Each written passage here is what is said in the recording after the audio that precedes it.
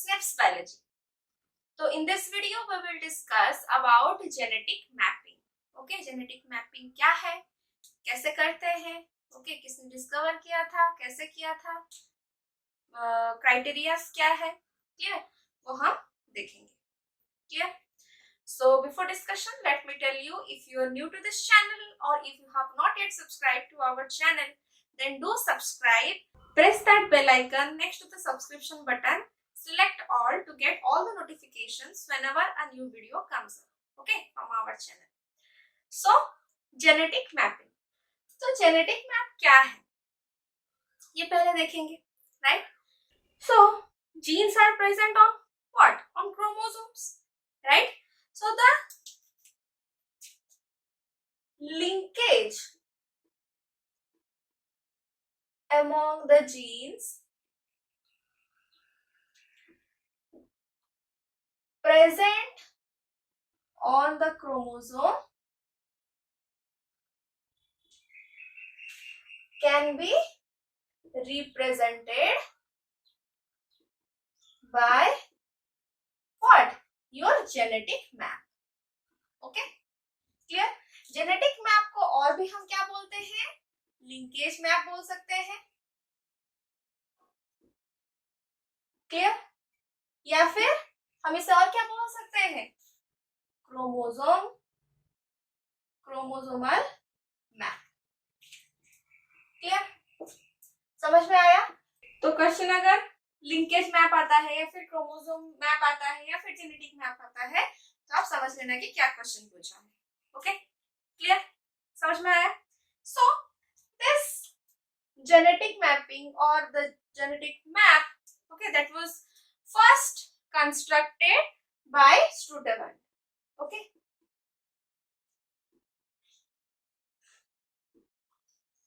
clear? Okay, ये नहीं होगा, Struthevant. Clear? So he constructed the first genetic map in X chromosome of Drosophila. Okay, X chromosome of Drosophila using the recombination frequency, that is the frequency of recombination. Okay, frequency of recombination को use करके Struthevant ने क्या किया था, जो first genetic map X of the X chromosome of Drosophila उन्होंने construct किया था. क्लियर, समझ में आया? So there are two aspects of genetic mapping. Okay, how many aspects? Two aspects of genetic mapping. Okay, the first one is your gene order. Clear? And second one is your gene distance. Clear? Gene order and gene distance. तो देखो, gene order and gene distance ये दोनों क्या है. Okay, तो gene order आपको बोलता है कि कौन से जीन के बाद क्या आएगा, और जीन डिस्टेंस बोलता है कि दो जीन में आपका डिस्टेंस क्या है. Okay, clear? सपोज जीन के बारे में भूल जाओ. ओके, देखो, सपोज 3 पॉइंट्स है. Okay, clear? इसका ए, बी एंड सी इस तरह का 3 नाम है. Okay, A point, B point and C point. Question में दिया है कि ए एंड बी का डिस्टेंस है आपका 10 centimetre.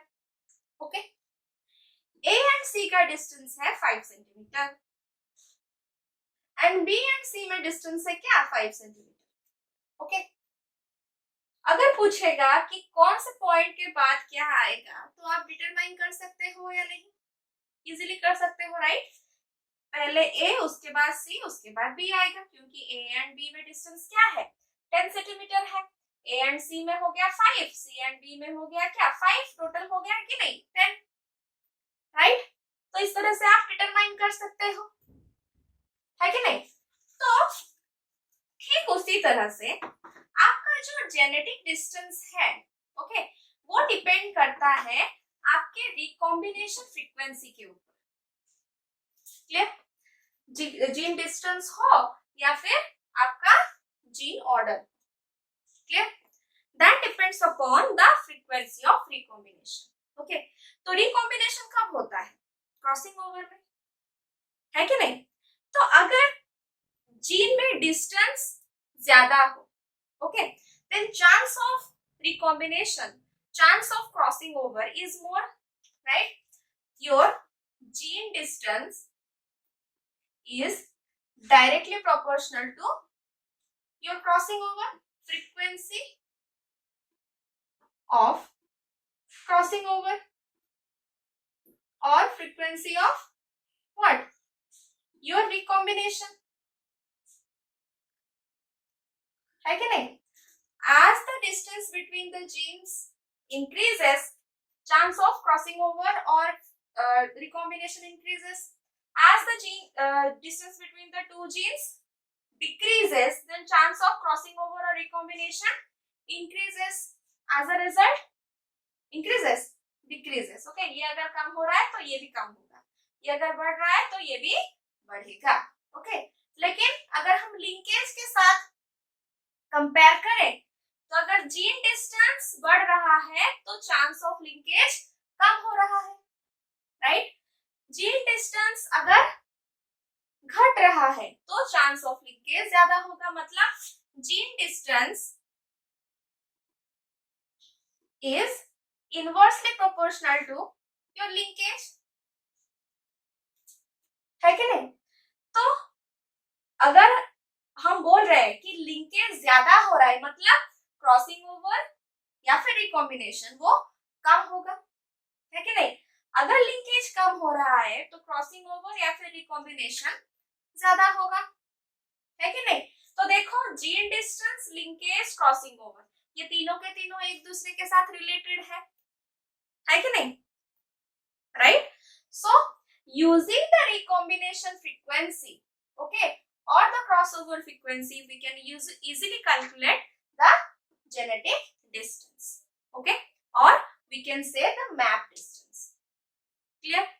So the percentage of recombination is related to the physical distance between the genes or the gene loci. Okay, clear? तो अगर हम बोल रहे हैं कि आपका 1% रिकॉम्बिनेशन हो रहा है, ओके, और 1% क्रॉसिंग ओवर हो रहा है, क्लियर? तो this is equivalent to what? Your 1 map unit, okay, और इसे हम 1 सेंटीमॉर्गन बोलते हैं। क्लियर? सेंटीमॉर्गन, समझ में आया? क्लियर? 1% रिकॉम्बिनेशन मतलब या फिर 1% क्रॉसिंग ओवर मतलब डिस्टेंस क्या है? 1 मैप यूनिट और 1 centimorgan, small C capital M. Okay, clear? Now question आता है कि रिकॉम्बिनेशन फ्रीक्वेंसी कैसे डिटरमाइन करेंगे?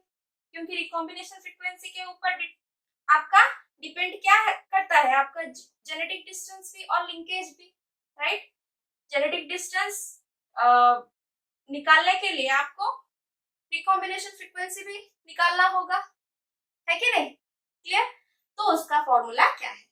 तो देखो, अभी हमने क्या बोला कि जो रिकॉम्बिनेशन है, रिकॉम्बिनेशन फ्रीक्वेंसी है या फिर क्रॉसिंग ओवर फ्रीक्वेंसी है, परसेंटेज ऑफ रिकॉम्बिनेशन या फिर percentage of crossing over, that is equivalent to the map distance और genetic distance, gene distance, right? So जो परसेंटेज ऑफ रिकॉम्बिनेशन फ्रीक्वेंसी वो हम कैसे डिटरमाइन करेंगे? ओके, तो उसका फॉर्मूला है percentage of recombination is equal to number of recombinants divided by total number of offsprings और progenies, we can say offsprings into 100. Okay, this is the percentage of recombination. तो ये हो गया आपका percentage of recombination। कैसे calculate आप करोगे? Gene distance अगर पूछेगा तब भी यही formula, okay? So we can say gene distance equal to number of recombinant progenies, okay, divided by total number of offsprings into 100. Okay clear. तो यहाँ पे क्या होता है कि ये हम रिप्रेजेंट करेंगे मैप यूनिट या फिर सेंटीमॉर्गन में, while here we will represent the number और आंसर in percentage. ओके समझ में आया। रिकॉम्बिनेशन फ्रीक्वेंसी क्या है, क्रॉसओवर फ्रीक्वेंसी क्या है, जेनेटिक डिस्टेंस क्या है, दोनों में क्या रिलेशन है, दोनों का फॉर्मूला सेम है, सिर्फ यूनिट चेंज होगा। ओके क्लियर, समझ में आया। तो इसे आपको याद रखना है, इसे याद रखना है और इसे याद रखना है। Clear. Now let's come to physical distance. Okay ये तो हो गया आपका जीन डिस्टेंस, जो कि हम मैप यूनिट्स में रिप्रेजेंट करते हैं या फिर सेंटीमॉर्गन्स में रिप्रेजेंट करते हैं। ओके अगर क्वेश्चन पूछेगा कि फिजिकल डिस्टेंस क्या है, okay in between the genes, okay physical distance, तो जो फिजिकल डिस्टेंस है उसे हम base pairs, okay base pairs में रिप्रेजेंट करते हैं। किस में रिप्रेजेंट करते हैं? बेस पेयर्स में रिप्रेजेंट करते हैं। क्लियर। फिजिकल डिस्टेंस को कैसे रिप्रेजेंट करते हैं? बेस पेयर्स में। जीन डिस्टेंस को कैसे रिप्रेजेंट करते हैं? सेंटीमॉर्गन्स में, ओके और मैप यूनिट्स में। क्लियर। तो इन दोनों के बीच में क्या रिलेशन है? तो remember 1 centimorgan is equivalent to 1 into 10 to the power 6 base pairs. Okay, clear? This is very important. Clear? 1 centimorgan is equivalent to 1 into 10 to the power 6 base pairs. Clear? समझ में आया?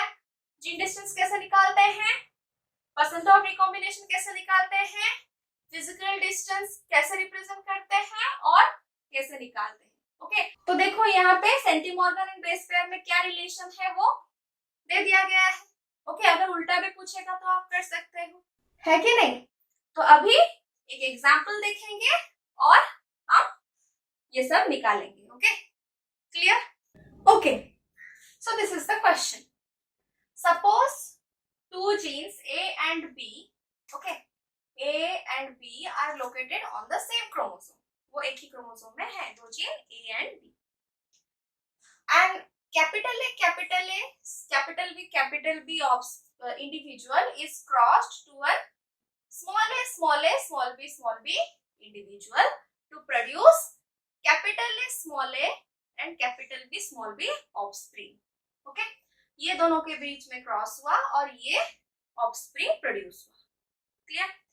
Then A capital B capital A small A capital B small B offspring, मतलब this offspring, okay it is these offsprings are then crossed to small b individuals. Okay, using the following data calculate the recombination frequency. क्या क्या calculate करना है? Recombination frequency calculate करना है, map distance calculate करना है, physical distance भी calculate हमें करना है। Okay clear. तो डेटा में क्या क्या दिया हुआ है? टोटल ऑफस्प्रिंग्स हमें दे दिया गया है। Capital A small A capital B small B कितना है दे दिया है, स्मॉल ए स्मॉल बी कितना है दे दिया है, कैपिटल ए स्मॉल बी दे दिया है and small A capital B small B भी दे दिया है, कितना ऑफस्प्रिंग जनरेट हुआ है। ओके तो क्वेश्चन को पहले समझेंगे, राइट। तो देखो capital A capital B and small B इन दोनों के बीच में cross, okay parental generation. Clear. इन दोनों के बीच में अगर क्रॉस होता है तो यहाँ पे capital A small B individuals आएंगे, यहाँ से स्मॉल बी इंडिविजुअल्स आएंगे। Okay clear. These are the what gametes. और ये दोनों फ्यूज करके क्या होगा, capital A small A capital B small B, ये प्रोजेनी हमें मिलेगा। This is our F1। Clear?